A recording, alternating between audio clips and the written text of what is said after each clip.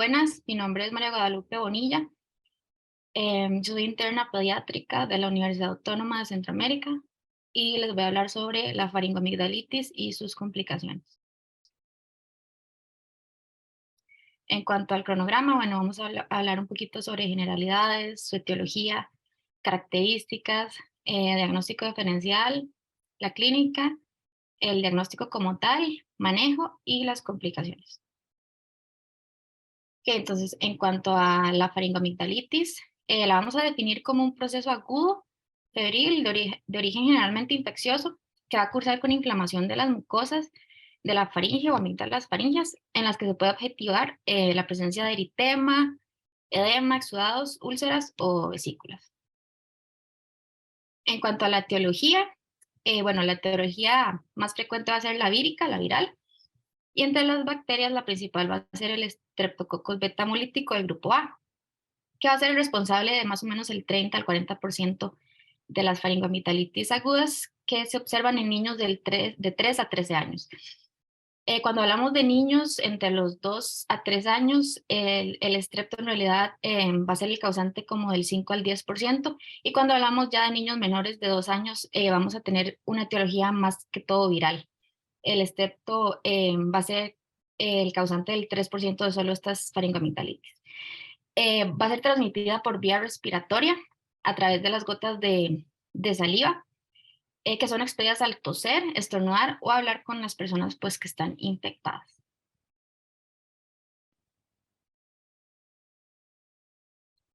En cuanto a las características, perdón, si nos centramos en que las faringitis, perdón, virales y bacteriales son las más comunes, pues tenemos que saber que existen diferencias entre ambas que nos pueden ayudar pues a su reconocimiento. La faringitis viral, pues como su denominación nos indica, va a estar ocasionada por virus, entre ellos, bueno, los virus que causan la gripe, resfriados, hasta una mononucleosis infecciosa.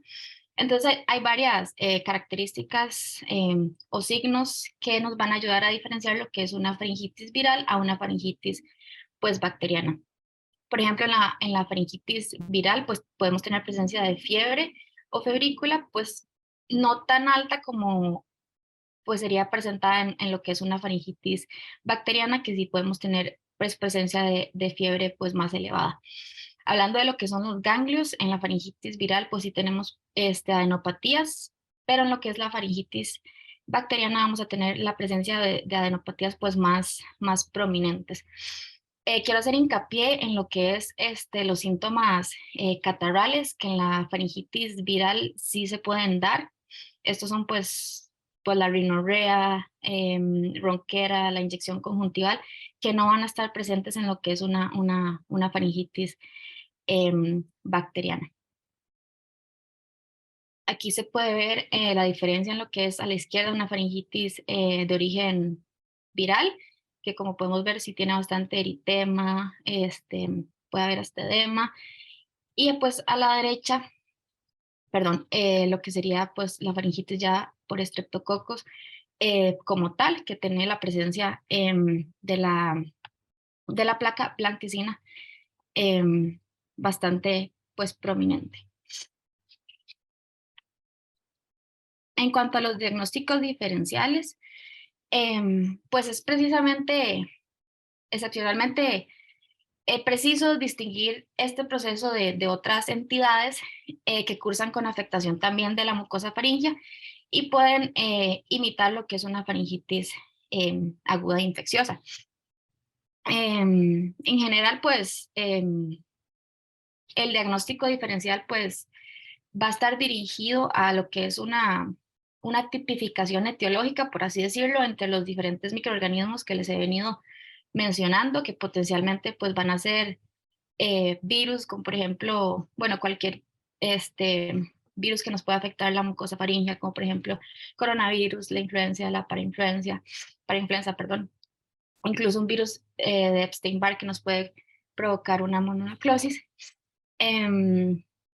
Y obviamente pues las de origen bacteriano, que tenemos que también saber pues diferenciar esto.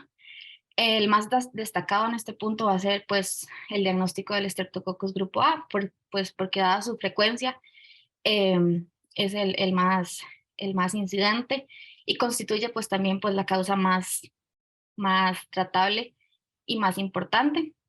De modo que nuestra orientación diagnóstica va a ser establecida en si se trata de una faringoamigdalitis estreptocóxica o una faringoamigdalitis no estreptocóxica.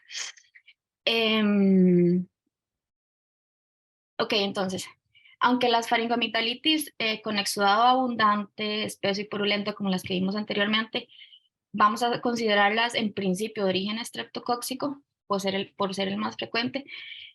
Hay cuadros con exudado claro o blanquecino que van a ser de cuantía escasa, que las vamos a considerar pues, de origen viral. Ahora también tenemos que saber diferenciar que hay presencia de pseudomembranas que pueden parecerse a una faringoamigdalitis de origen estreptocóxica, que van a estar adheridas a la pared faríngea. En este caso estoy hablando de una difteria, que nos va a orientar más hacia el diagnóstico, como les decía, de una faringitis diftérica. Aquí en esta foto pues se nota evidentemente que es por una faringitis diftérica, pero pues no en todos los casos van a ser así, ¿verdad? También vamos a contar pues a veces con ulceraciones o vesículas, ya sea en la superficie pues mucosa faríngea o en este caso en el paladar duro, que nos van a orientar más a lo que sería pues una faringitis, ya sea por un enterovirus o incluso hasta por un herpes. Entonces, en diferentes casos es útil el hallazgo más bien de, de, de rasgos sistémicos, como por ejemplo, aparte de la afectación faríngea, saber si el paciente ya presenta como les decía anteriormente, con signos catarrales, como por ejemplo rinitis, tos, si está ronco, mialgias, o incluso hasta si tiene diarrea. Entonces probablemente ya nos está hablando de una faringitis ya pues de origen viral. O si el paciente presenta adenopatías cervicales, una esplenomegalia, ya podemos estar hablando pues de una mononucleosis, como es este caso, que si vemos es increíblemente confundible con una faringoamigdalitis estreptocóxica. Ok, entonces en cuanto a la clínica, pues todo lo que les he venido mencionando, hacer la diferencia entre si es viral o bacteriana, rinorrea en caso de que sea viral, cefalea, malestar general, una fiebre alta o baja, si tenemos exudado o no faríngeo, etcétera. Entonces ya entrando a lo que es el diagnóstico como tal, va a ser un diagnóstico clínico con toda la clínica que hemos estado hablando. Y en cuanto a los exámenes de laboratorio, hacer hincapié que, bueno, no se recomienda realizar de forma rutinaria estos exámenes, más bien se utilizan como complemento para el diagnóstico de un cuadro de faringoamigdalitis aguda. Hablo de lo que es el cultivo del exudado de la faringe, que es el gold standard, y esto se recomienda como en casos de recurrencia o en casos donde no se mejora pues con tratamiento. El cultivo del exudado faríngeo va a ser específico, bueno, sensible y específico en un 90-95% de los casos, y este es tomado en las mejores condiciones, ¿verdad? Después tenemos lo que son los criterios de Centor. Estos criterios se emplean básicamente para aproximarnos a lo que es el diagnóstico de una faringoamigdalitis de origen pues bacteriano. Concretamente se debería utilizar en una población de 4 años o más, y lo que dice es que si se cumplen con 2 o más de estos criterios, existe una elevada posibilidad de que estemos ante una infección de naturaleza bacteriana. Los criterios de Centor son estos que están acá: fiebre, fiebre de más de 38 grados, ausencia de tos, adenopatías o el exudado amigdalar blanquecino, ¿verdad? Entonces se dice que en el caso de cumplir con 2 o más de estos criterios, se procede a hacer el test rápido del estreptococo, y por el contrario, si no contamos o no encontramos más de un criterio, y aparece tos o ronquera, que son los síntomas catarrales, más bien es posible que estemos ante una infección de origen viral, cuyo tratamiento pues va a ser sintomático, que es de lo que vamos a hablar en este momento. Entonces, pues el tratamiento va a depender pues de la etiología. Si el origen es viral, va a ser un tratamiento totalmente sintomático. Y por el contrario, si estamos ante una faringitis bacteriana, ya sea estreptocóxica o por alguna otra bacteria, la literatura dice que a pesar de que más bien la faringitis estreptocóxica es un proceso autolimitado, pero se instaura tratamiento antibacteriano con un objetivo, perdón, que es prevenir la fiebre reumática, que más adelante vamos a hablar un poco de eso.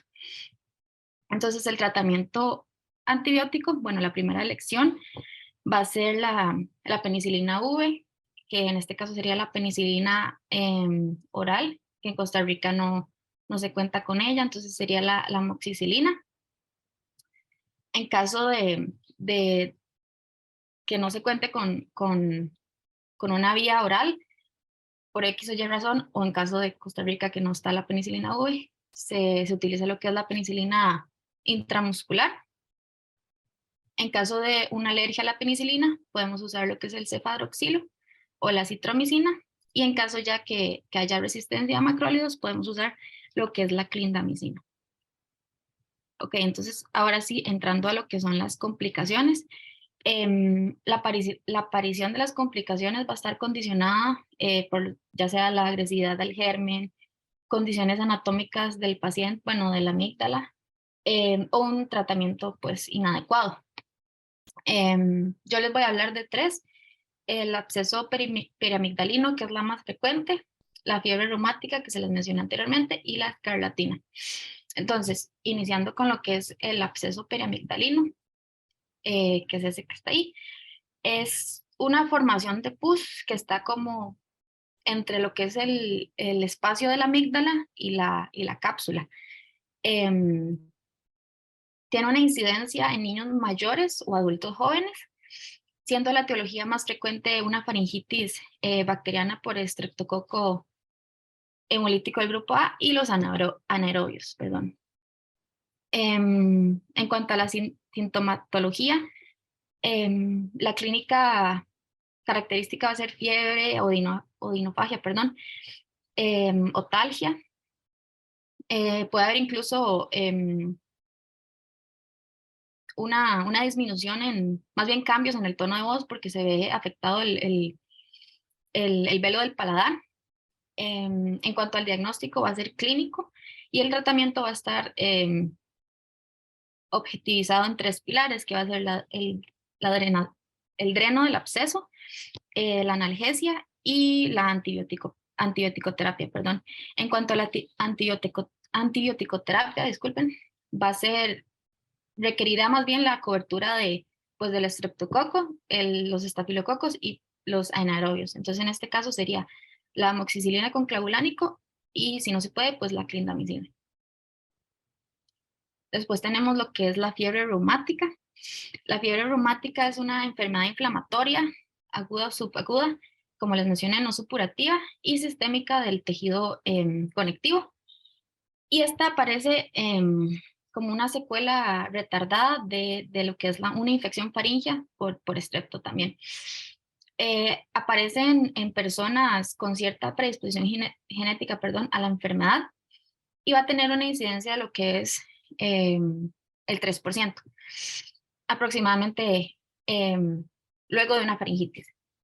Es más frecuente en niños de 5 a 15 años y en general se va a presentar como un cuadro febril que tiene un periodo silente de 2 a 3 semanas después de la infección faríngea. Los síntomas van a iniciar con un malestar, perdón, general, astenia, adinamia, mialgias, astralgias, fiebre que en realidad usualmente no es muy alta, no sobrepasa los 38.5 Celsius, y con este cuadro se van a asociar cualquiera de las siguientes manifestaciones que que les voy a mencionar. Iniciando con lo que es la artritis, es el signo principal, pero menos específico. Casi siempre afecta lo que son las articulaciones, las grandes articulaciones, perdón. Va a ser de forma simétrica y migratoria. Y esta artritis en realidad es benigna, no, no es, no es no causa una deformidad permanente. Después, lo que es la carditis, va a ser una pancarditis que afecta el miocardio, el pericardio y el endocardio. Puede tener una intensidad variable, afecta las válvulas mitral y la aórtica, y se manifiesta con lo que es una insuficiencia mitral, con un soplo sistólico. Después tenemos lo que es la coria de Sydenham. Esto ocurre en un 20% de los pacientes. Lo que sucede es un ataque agudo del sistema nervioso central por la lesión de lo que serían los ganglios basales y el núcleo caudado. Y es un fenómeno tardío de la fiebre reumática. Por lo general aparece de 2 a 3 semanas después del inicio de la infección. Se caracteriza por movimientos involuntarios, falta de coordinación muscular y la habilidad emocional. Y después tenemos lo que son los nódulos subcutáneos y el eritema marginado. Los nódulos subcutáneos van a ser nódulos firmes que no duelen y estos se desplazan con facilidad. Pueden llegar a medir hasta 2 centímetros y cuando hay estos nódulos tenemos que sospechar que ya hay carditis. El eritema marginado, se observa en menos del 5% de los pacientes. Va a ser una erupción macular, no pruriginosa. Es de corta duración y también tenemos que pensar en que si hay eritema, estamos en la presencia de carditis también. En cuanto al diagnóstico, bueno, se utilizan lo que son los criterios de Jones. El diagnóstico se hace cuando se presentan dos criterios mayores, perdón, o uno mayor y 2 menores, junto con alguna evidencia de que hubo infección estreptocóxica. Y en cuanto al tratamiento, pues se utiliza lo que es la penicilina benzatínica y en caso de que el paciente sea alérgico a la penicilina, se utiliza lo que es la eritromicina. Entonces, entrando a lo que es ya la fiebre escarlatina, esta es una enfermedad exantemática, infectocontagiosa, que es producida por las exotoxinas del estreptococo betamolítico de grupo A. Esta se va a presentar con mayor frecuencia en niños en edad escolar, de 2 a 10 años más o menos, y se asocia principalmente a la infección faríngea, pero puede aparecer tras cualquier infección estreptocóxica, como por ejemplo una herida o una sepsis. Se caracteriza, bueno, tiene manifestaciones clínicas importantes vamos a entrar ahorita en eso, pero lo más importante es, bueno, el signo más evidente, por así decirlo, es el exantema, que aparece 1 a 5 días después del comienzo de la fiebre, y cuenta con una triada que es el exantema, enantema y la fiebre. Entonces, el enantema que les hablaba es el enantema de Forchheimer, que es un exudado membranoso en las amígdalas y las lesiones, lesiones petequiales en lo que sería el paladar blando. Aparece concomitante con lo que sería el exantema, que más adelante vamos a hablar de él. Después tenemos lo que es la lengua en frambuesa blanca. Esta aparece en los primeros 2 días. Cuenta con lo que es la saburra, que es esa partecita triangular blanca que se ve en el centro, y prominencia de las papilas linguales. La lengua en fresa blanca, frambuesa blanca, pero bueno, fresa o frambuesa, aparece en el periodo de transmisión. Y después tenemos lo que es la lengua en frambuesa roja. Esto ocurre cuando se libera ya toda la saburra, más o menos entre el 5º y 6º día, y desaparece al iniciarse la descamación cutánea, que también ya vamos a hablar de eso. Este es el exantema, como les decía, aparece concomitante con lo que es el enantema. Inician las primeras 24 horas, es un rash maculopapular de aspecto punteado, tiene una característica que es que se pone la piel áspera como papel de lija, se generaliza muy rápido y desaparece a la digitopresión. Después tenemos lo que son las líneas de Pastia y las fascias de Filatov. Las líneas de Pastia son pliegues o lesiones petequiales, más bien lineales, que es como el brote más intenso que se forman pliegues en las legiones flexoras y más que todo antecubitales. Y después tenemos las fascias de Filatov, que si ustedes ven se forma como un triángulo en la cara. Este triángulo respeta lo que es la región perinasal y peribucal, formando como una palidez peribucal. Y después, como les decía, la descamación inicia en la cara, más o menos como al final, como al séptimo día. Se extiende al tronco, después a las extremidades y pasa después, por último, a las palmas y a las plantas, y se le llama moldes epidérmicos. En cuanto al diagnóstico, el gold standard va a ser los cultivos de exudado faríngeo. Cuentan con una sensibilidad del 90%. Estos detectan la presencia del estreptococo del grupo A hemolítico. Después las pruebas de detección rápida, los RATs o examen rápido de antígenos, cuentan con una sensibilidad del 70 al 90% y una especificidad del 95%. Y después tenemos las pruebas serológicas. En este caso, la prueba específica sería la antistreptolicina O. Esta se hace positiva entre las 3 y las 5 semanas de la infección.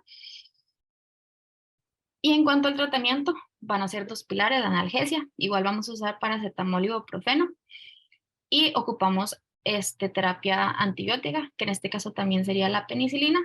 Y en caso de que un paciente también sea alérgico a la penicilina, se utiliza igual eritromicina. Eso sería. Muchas gracias por su atención.